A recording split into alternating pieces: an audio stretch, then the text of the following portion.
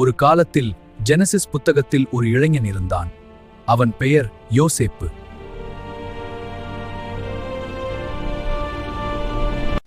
அப்பா யாக்கோபு அவனை ரொம்ப நேசிக்கிறார். அந்த சாயம் தோய்த்த சட்டம் மட்டும் இல்லாம ஏன் இப்படி பொறாமைப்படுறீங்க? பொறாமையா? நீ அப்பாவோட செல்லப்பிள்ளை இல்ல, உன்னை மட்டும் ஏன் இவ்வளவு முக்கியத்துவம் கொடுக்கணும்? இது சரியில்லை. யோசேப்பு ஒரு நாள் ஒரு கனவு கண்டான்.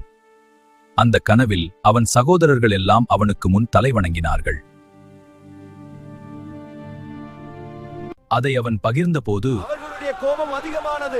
ஒரு நாள் அவர்கள் யோசேப்பை கொல்ல திட்டமிட்டார்கள்.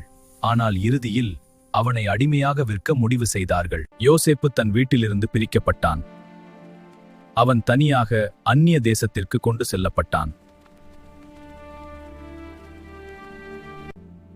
அந்த கணக்குகளை கவனமாக பதிவு செய் யோசேப்பு. ஆம் எஜமானரே. நல்லது, இப்போது என்னுடன் வா, நான் உனக்கு தானிய கிடங்குகளை காட்டுகிறேன். உடனே எஜமானரே. ஆனால் தேவன் யோசேப்புடன் இருந்தார். ஆனால் இன்னொரு சோதனைவி யோசேப்பை தவறான வழியில் இழுக்க முயன்றாள். ஆனால் யோசேப்பு தேவனை பயந்து அந்த பாவத்தை மறுத்தான். இந்த அடிமை என்னை தாக்க முயன்றது. உண்மையா? பிடியுங்கள் அவனை. இல்லை, நான் அப்பாவி. நகருங்கள், சிறைக்கு அழைத்துச் செல்கிறோம். அமைதியாக இரு. இங்கு அனைவரும் அப்பாவரு செய்தான். நீ நினைக்கிறாயா? ஏன் கஷ்டம்? ஆனால் கதை இங்கே முடிவடையவில்லை. சிறையிலும் தேவன் ஈடுபடுகிறேன். ஒரு நாள் பரோவின் கனவுகளை யாரும் விளக்க முடியவில்லை. உங்கள் கனவுகளின் அர்த்தத்தை நான் சொல்கிறேன். உண்மையா? சொல். தேவனின் உதவியால் அவன் அந்த கனவின் அர்த்தத்தை சொன்னான். 7 வருட வளம். பரோ அதிர்ச்சி அடைந்தான். அவன் யோசேப்பை எகிப்தின் 2வது அதிகாரியாக நியமித்தான். சிறையில் இருந்தவன் போது வந்தார். பசியால் அவன் சகோதரர் எகிப்திற்கு வந்தார்கள்.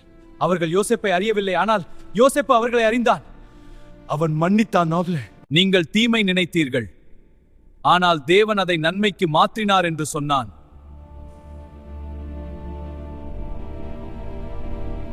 இது நமக்கு என்ன கற்பிக்கிறது? தேவன் எப்போதும் நம்முடன் இருக்கிறார். கஷ்டம் கடைசி அல்ல, தேவன் திட்டம் பெரியது. இன்று நீ எந்த நிலையில இருந்தாலும் தேவன் உன்னை உயர்த்துவார். நம்பிக்கை விடாதே.